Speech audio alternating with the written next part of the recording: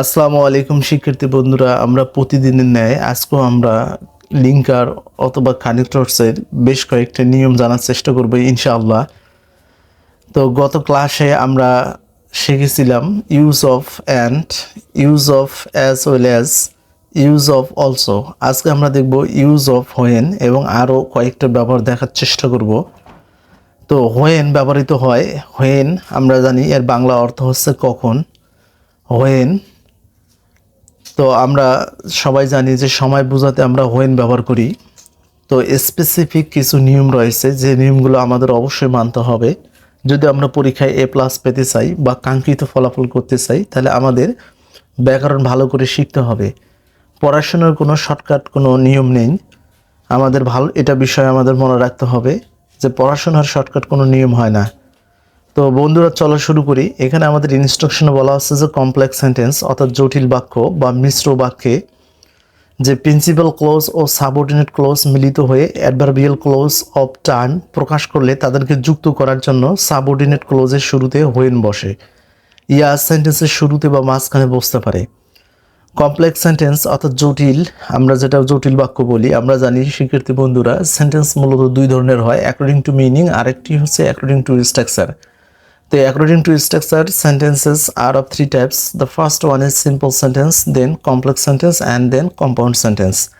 তো কমপ্লেক্স জটিল অথবা মিশ্র বাক্যে যে প্রিন্সিপাল ক্লোজ অর্থাৎ মূল যে ক্লোজ এবং সাবঅর্ডিনেট ক্লোজ মিলিত হয়ে অ্যাডভার্বিয়াল ক্লোজ অফ টাইম প্রকাশ করলে তাদেরকে যুক্ত করার জন্য সাবঅর্ডিনেট ক্লোজের শুরুতে হোয়েন বসে, ইয়া সেন্টেন্সের শুরুতে বা মাঝখানে বসতে পারে। আমরা উদাহরণ দেখি শিক্ষার্থী বন্ধুরা। এখানে 1 নম্বরে আমরা উদাহরণ দেখতে পাচ্ছি যে স্যাটারডে ইজ দ্য ডে, যে হোয়েন দ্য উইক বিগিনস, অর্থাৎ স্যাটারডে শনিবার এমন একটা দিন যে দিনে কি সপ্তাহ শুরু হয়।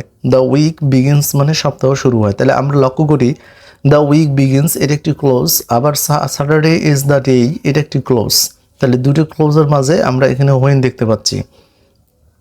তাহলে আমাদের খেয়াল রাখতে হবে যে সময় বুঝাচ্ছে যে স্যাটারডে, যদি কেউ বুঝতে না পারেন তাহলে সময় যদি বোঝায়, যদি সময় মিন করে, তাহলে আমরা খুব সহজভাবে আমরা হোয়েন ব্যবহার করতে পারি।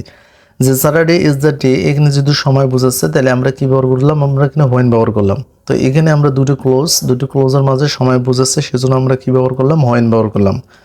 আবার একটু লক্ষ্য করি 2 নম্বর উদাহরণে যে হি কামস সে আসে, হোয়েন আই গো যখন আমি যাই। তাহলে এখানে হি কামস এর একটি ক্লোজ, আবার আই গো আমি যাই এটা একটি ক্লোজ। তাহলে দুইটা ক্লোজের মাঝে এখানে কি হোয়েন ব্যবহার করা হচ্ছে, আর এটা কি বোঝাচ্ছে, সময় বোঝাচ্ছে। এক কথায় টাইম বোঝালে সহজ কথায় আমরা হোয়েন ব্যবহার করতে পারি। আবার বোঝানো হচ্ছে when you have work with determination, যখন তুমি তোমার দৃঢ় সংকল্প দ্বারা কাজ করেছো যে ইউ উইল সাকসিড তুমি সফল হবে।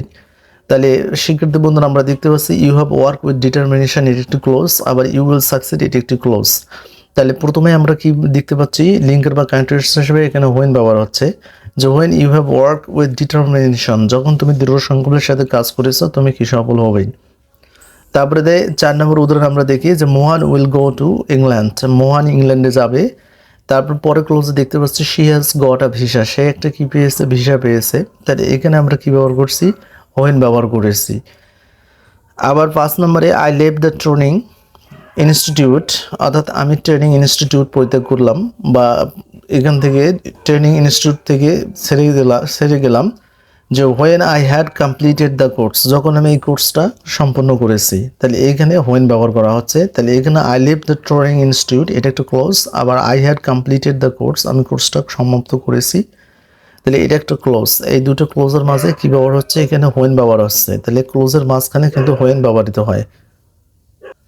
শিক্ষার্থী বন্ধুরা এবার আমরা কন্ডিশনাল ইফ নিয়ে কথা বলার চেষ্টা করব, অর্থাৎ ইউজ অফ ইফের ব্যবহার দেখব, কিভাবে ইফ লিঙ্কার এবং কানেক্টর হিসেবে ব্যবহৃত হয়।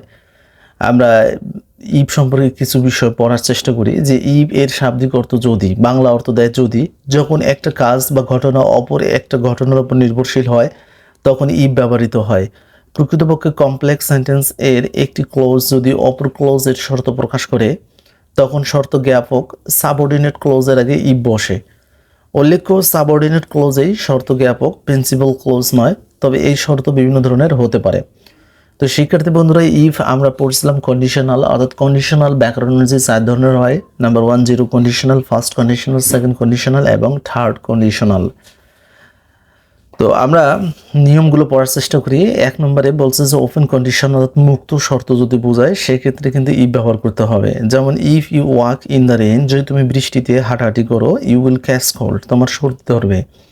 তাহলে you walk in the rain, তুমি বৃষ্টিতে হাঁটাহাঁটি করলে যে ইউ উইল ক্যাচ কোল্ড, তোমার সর্দি ধরবে। তাহলে কি শর্ত বোঝাচ্ছে যে বৃষ্টিতে যদি আমরা না হাঁটি তাহলে আমাদের সর্দি হবে না বা জ্বর হবে না। ক্যাচ কোল্ড শব্দের অর্থ হচ্ছে জ্বর হওয়া বা সর্দি হওয়া।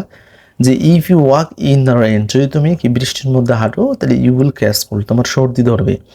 তাহলে শর্ত যেহেতু বোঝাচ্ছে, শর্তের শুরুতেই আমরা কি ব্যবহার করবো? ইফ। তারপরে আমরা পরের উদাহরণে যাই যে ইফ ইউ রিড আ লট, যদি তুমি বেশি করে পড়াশোনা করো, ইউ উইল লার্ন আ লট, তুমি বেশি করে শিখতে পাবে।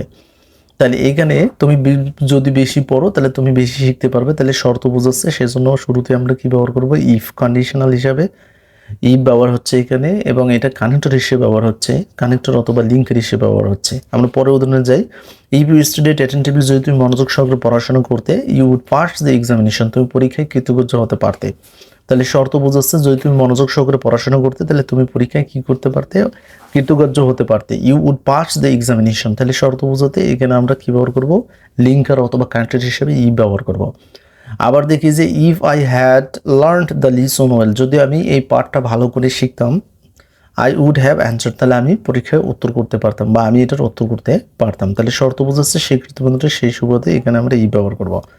আবার if you finish the work, যদি তুমি কাজটি শেষ করতে, you would get the job, তাহলে তুমি চাকরিটা পেয়ে যেতে বা কাজটি পেয়ে যেতে। তাহলে এখানে শর্ত বোঝাচ্ছে যে if you finish the work, যদি তুমি কাজটি শেষ করতে, যেহেতু তুমি কাজটি শেষ করো নাই তাহলে তুমি চাকরিটাও পাবে না, তার মানে you would get the job, তুমি চাকরিটা পাবে। যে if you finish the work, যদি তুমি কাজটি শেষ করতে তাহলে তুমি কি কাজ অথবা চাকরিটি পেতে।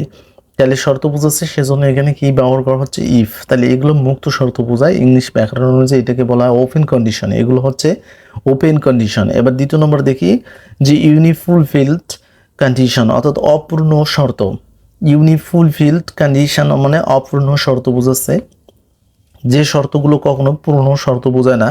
যেমন if I know it before, যদি এটা আমি পূর্বে বা আগে জানতাম, আই উড ডু আ লট, তাহলে এটা সম্পর্কে আমি অনেক কিছু করতাম বা আমি অনেক কিছু করতাম। যদি এটা সম্পর্কে আমি পূর্বে বা আগে জানতাম তাহলে আমি অনেক কিছু করতাম, আই উড ডু আ লট। যেহেতু আমি জানি না এবং করতেও পারতেছি না, তাহলে এই শর্তটা হচ্ছে অপূর্ণ শর্ত। এই অপূর্ণ শর্ততে আমরা কী ব্যবহার করবো? If.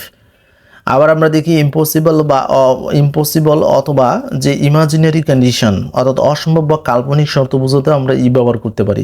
Impossible or imaginary condition, অসম্ভব বা কাল্পনিক শর্ত বোঝাতেও আমরা ই ব্যবহার করতে পারি। যে ইফ আই আর রিচ, যদি আমি ধনী হতাম, I would have helped the poor, আমি গরিব মানুষদের সাহায্য করতাম। যদি আমি ধনী হতাম তাহলে আমি গরিব মানুষদের সাহায্য করতে পারতাম। তাহলে এই সেক্ষেত্রে আমরা এখানে শর্ত করতে অসম্ভব বা কাল্পনিক শর্ত হতে আমরা ই ব্যবহার করলাম।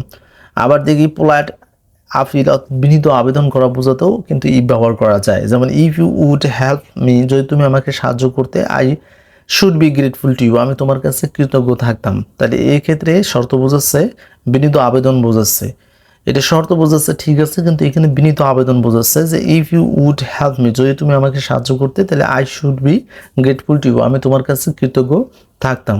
তাহলে সেক্ষেত্রে স্বীকৃতি বন্ধুরা এখানে ইফ ব্যবহার করা হচ্ছে। আবার উইশফুল কন্ডিশন, ইচ্ছামূলক শর্ত বোঝাতেও আমরা ইফ লিঙ্কার বা কার্টার হিসেবে ইফ ব্যবহার করতে পারি। যে if you want to come, যদি তুমি আসতে চাও, I shall wait for you, আমি তোমার জন্য অপেক্ষা করব। আবার if you like to buy a ticket, যদি তুমি একটা টিকিট কিনতে চাও, আই উড হেল্প ইউ, আমি তোমাকে সাহায্য করব। তাহলে সেক্ষেত্রে এখানে ইফ ব্যবহার করা হচ্ছে, ইচ্ছামূলক শর্ত বোঝাচ্ছে। যদি তুমি একটা টিকিট কিনতে চাও, যদি তুমি আসতে চাও, তাহলে এগুলো ইচ্ছামূলক শর্ত। আর ইচ্ছামূলক শর্ত হতে আমরা কানেক্টর বা লিঙ্কের হিসেবে ইফ ব্যবহার করব। শিক্ষার্থী বন্ধুরা, আমরা কিছু নোট পড়ে নেই। যে আমাদের খেয়াল রাখতে হবে সাবঅর্ডিনেটিং ক্লোজ দ্বিতীয় স্থানে বসলে, সাবঅর্ডিনেটিং ক্লোজ এর দ্বিতীয় স্থানে বসলে দুটি ক্লোজের মাঝখানে কিন্তু কমা বসবে না। যেমন আমরা একটু উদাহরণ নেই যে পুট দ্য টেলিভিশন অফ, অর্থাৎ টেলিভিশনটা বন্ধ করো। যে if there is no interesting programme, যদি কোনো মজার প্রোগ্রাম না থাকে, মজার অনুষ্ঠান যদি না থাকে, তাহলে টেলিভিশনটা কি বন্ধ করো। তাহলে এখানে দ্বিতীয় নম্বরে দেখি যে ইউ ক্যান স্টে, তুমি অবস্থান করতে পারো, ইফ ইউ ওয়ান্ট, যতক্ষণ তুমি খুশি তুমি অবস্থান করতে পারো বা তুমি এখানে থাকতে পারো। শিক্ষার্থী বন্ধুরা, ইউ ক্যান স্টে, তুমি অবস্থান করতে পারো, যে যদি তুমি চাও। তাহলে ইউ ওয়ান্ট, তাহলে এখানে সাবঅর্ডিনেটিং আমরা ক্লোজ সম্পর্কে একটু জেনে নেই। ক্লোজ শব্দের অর্থ হচ্ছে বাক্যাংশ, অর্থাৎ সাবজেক্ট এবং ভার্ব থাকবে ক্লোজে। তাহলে ইউ ক্যান স্টে এটি একটি ক্লোজ, আবার ইউ ওয়ান্ট এটি একটি ক্লোজ। এই দুটি ক্লোজের মধ্যে আমাদের খেয়াল রাখতে হবে, নোটে আমরা পড়ছি সাবঅর্ডিনেটিং ক্লোজ দ্বিতীয় স্থানে বসলে, অর্থাৎ এই যে ইউ ওয়ান এটা হচ্ছে সাবঅর্ডিনেটিং ক্লোজ, এই দ্বিতীয় স্থানে বসছে, সেজন্য এখানে কমা না ব্যবহার করে এখানে আমরা ই ব্যবহার করব। লিঙ্কার অথবা কান্ট্রি হিসেবে আমরা কী ব্যবহার করব, ইফ ব্যবহার করব। আবার পুট দ্য টেলিভিশন অফ, টেলিভিশনটাকে বন্ধ করে দাও, যে if there is no interesting programme, তাহলে there is no interesting programme এটি একটি ক্লোজ, আবার পুট দ্য টেলিভিশন অফ এটি একটি ক্লোজ। কিন্তু এই দুটি ক্লোজের মধ্যে সাবঅর্ডিনেশন ক্লোজ হচ্ছে there is no interesting programme, যে কোনো মজার কোনো অনুষ্ঠান নেই, তাহলে এই যে সাবঅর্ডিনেটিং ক্লোজ এখানে ব্যবহার হলো দ্বিতীয় স্থানে, সেজন্য এখানে আমরা কমার পরিবর্তে ইফ ব্যবহার করব।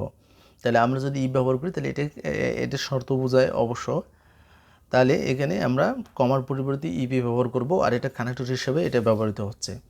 তো শিক্ষার্থী বন্ধুরা আমাদের বিষয়গুলো ভালো করে বুঝতে হবে। শিক্ষার্থী বন্ধুরা এবার আমরা দেখব ওয়েদারের ব্যবহারটা দেখে আমরা ক্লাসটা শেষ করে দেবো, অর্থাৎ ছোটো টিউটোরিয়াল, আমরা প্রতিদিন টিউটোরিয়াল আপলোড দিয়ে থাকি। তো আমাদের খেয়াল রাখতে হবে, আমরা যখন ন্যারেশনে আলোচনা করছিলাম, ন্যারেশনে আমরা যখন ইন্টারোগেটিভ সেন্টেন্সকে ডাইরেক্ট থেকে ইনডাইরেক্টে রূপান্তর করছিলাম, তখন সেক্ষেত্রে আমরা সংযোগ হিসাবে, অর্থাৎ যে প্রশ্নের শুরুতে অক্সিলারি ভার্ব সম্বলিত যে প্রশ্নগুলো ছিল, অর্থাৎ ইয়েস নো কোশ্চেনে ন্যারেশন করার সময় আমরা কিন্তু ইফ অথবা ওয়েদার দিয়ে সংযুক্ত করছিলাম।